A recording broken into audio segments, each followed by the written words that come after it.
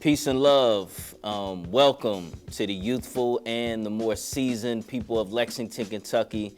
My name is Devon Karama, hip hop artist and new director of One Lexington, which is the anti-youth and young adults violence initiative out of the mayor's office. And today we are introducing the Youth Voices of Lexington podcast. I'm in a lot of spaces and think tanks with a lot of individuals all over the community talking about what we can do to better the lives of young people. And there's always one glaring absence in those meetings, in those think tanks, right? And it's young people. It's always a bunch of adults like myself talking about what young people need and want. And so that inspired me to start a new platform that is about youth, that is for youth, and by the voices of our youth. And so for this first episode, we got some young people from right here in Lexington, Kentucky that are gonna be talking about struggling through a global pandemic and some of the recent violence that's been happening in their neighborhood. And so sit back, open your ears, and listen to the youth voices of Lexington. Peace and love. So something I've had to overcome in my life was probably be when my brother passed away in 6th grade. That kind of like struck me, and it's just like out of nowhere, everything was going good, and just that happened. It kind of like brought me to a deep place. But through the years, having God in my life and stuff like that, giving my life to Christ, I feel like it helped me to overcome it. The first one was losing my dad when I was 9 years old. I was in 3rd grade. He's been dead for like 10 years now. Like I'm still kind of getting over it, but I was like kind of like the strongest one that kind of like, whenever he died, like obviously I cried and stuff like that, but like, I don't even know, it just like, something just told me you gotta keep going, regardless of anything. And I was real young, and just like from like dad, I just kept it pushing. Like my mom, she's been a single mom since my daddy's been dead, and holding it down for real. And then my second one is I had heart surgery 3 times in middle school. I had Wolf Parkinson White, and I was playing football for Edith J. Hayes. And Wolf Parkinson White, I'm gonna sum it up, but basically like I was going through cardiac arrest. Like we could be sitting here talking, and you could see my heart just like going real fast through my clothes. Yeah, and I had to quit. I had to quit football. I had 2 heart surgeries down here, and both of them failed. Then I went to Vanderbilt, to the Children's Hospital. It took them like 10 to 12 hours, and I had to be resuscitated 5 times. And I couldn't play sports until, I didn't get cleared for sports until like my freshman, sophomore year of high school. And then it was just like, I tried to play basketball, but I got cut. So, you feel me? But I ain't even tripped just cause like, I gotta stay active, because like quitting sports was like the one thing that like killed everything, just cause like my 6th grade year I put my whole season towards my dad, and it was just like they just took that from me. I think the hardest thing that I've had to go through, which I'm still currently going through, is the passing of my sister. So we were half sisters. We were about the same age. She was just like a month younger than me, and she was just like my other half, like the person that I always went to. Like I didn't have a lot of friends growing up, and she was just my person. Like we called each other twins. We had so many inside jokes. Me and her and my dad, we were like the corny club because we were so corny. So yeah, I feel like I had to deal with the fact that before she had passed, we had gotten into a really big argument over something that wasn't really that big deal looking back on it, and I didn't take the time to understand her and to listen to her. And then when she had passed, before she passed, we had a FaceTime call, and we patched things up, but it just wasn't the same as seeing her in person. So when she had passed, I had to deal with that, and I would blame myself a little bit, but I knew internally that, blaming myself wasn't going to help, and that it wasn't my fault that this had happened. God, this happened for a reason, and, God has my back, and she's looking over me, and, it's just, it's just something that you think what happened to other people, and then when it actually happens to you, it hits you a lot harder. So, you know, my anxiety and my depression has just gone up since then. I've had terrible nightmares about her to the point where I couldn't see my dad for like, for like a few months, or her mom or my stepmom, just because they reminded me so much of her.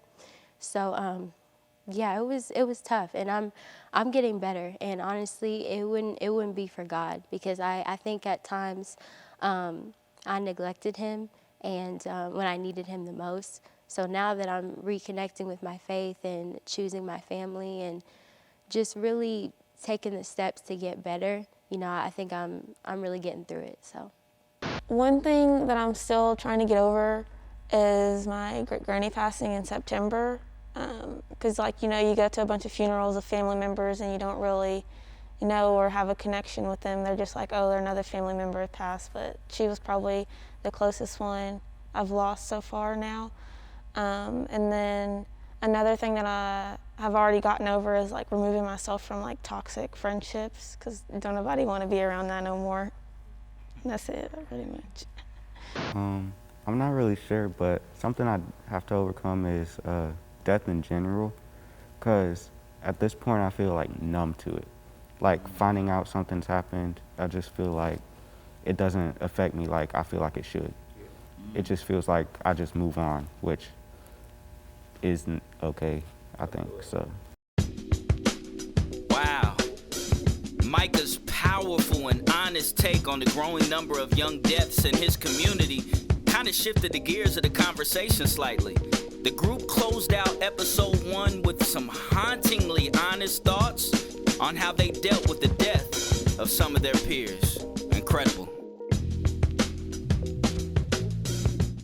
It affects, like, me. I can't speak for nobody else, but, you know, it affects me, but, you know, you really won't see it on me.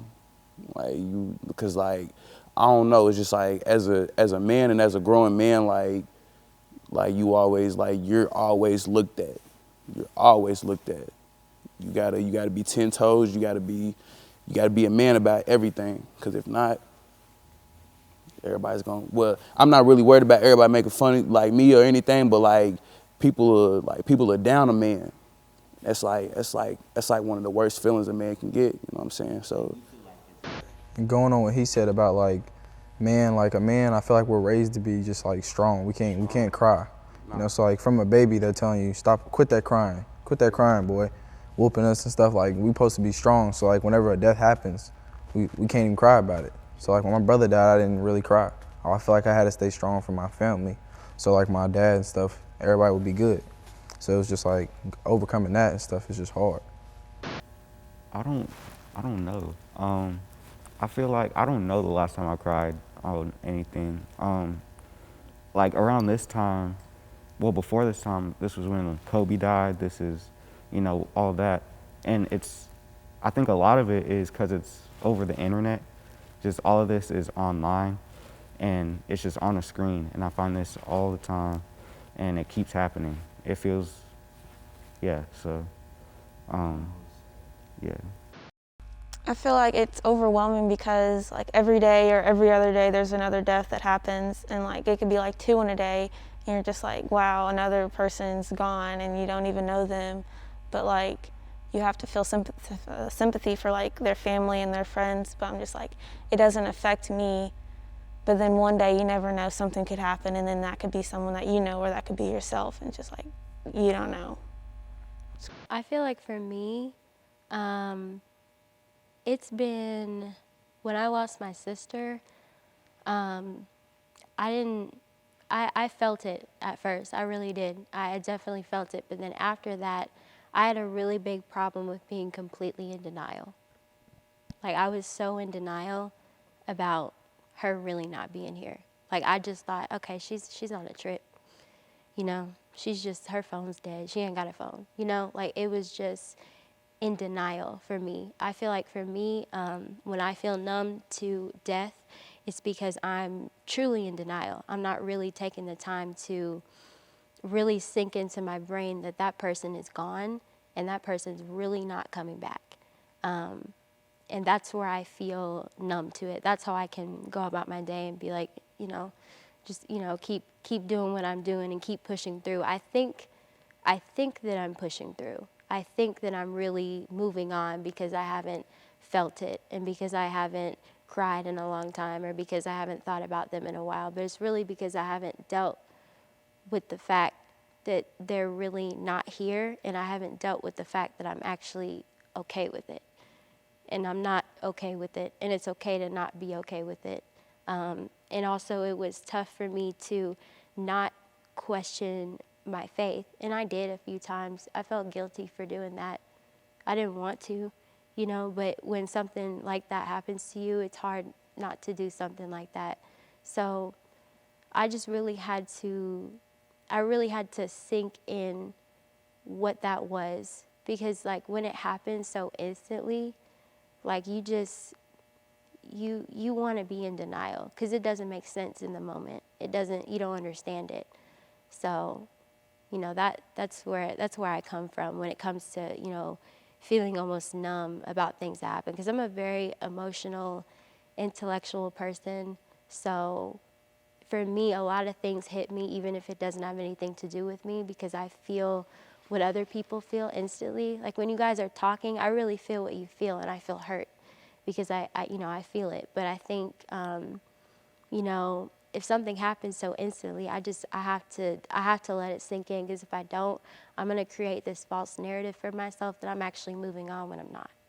And that is a powerful wrap to episode 1 of Youth Voices of Lexington. Again, you got to hear these young people pour their hearts out, talking about the recent violence within the community, talking about how they're dealing with death, and just how to navigate this global pandemic that they are going through. And so, powerful episode. Episode 2 will be coming before you know it.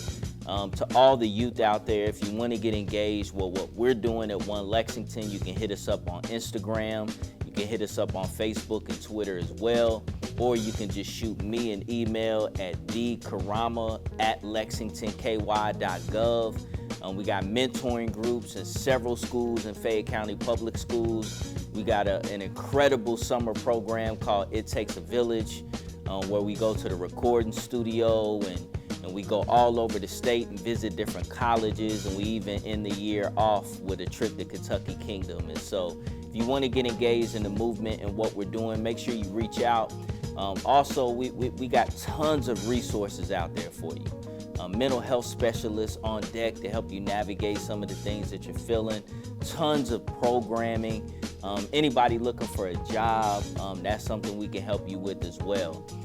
Also, if you digging the platform and you got some things on your heart and your mind that you want to get off, and you want to be on an episode of Youth Voices of Lexington, just make sure you reach out to us, all right? Be safe out there. Peace and love.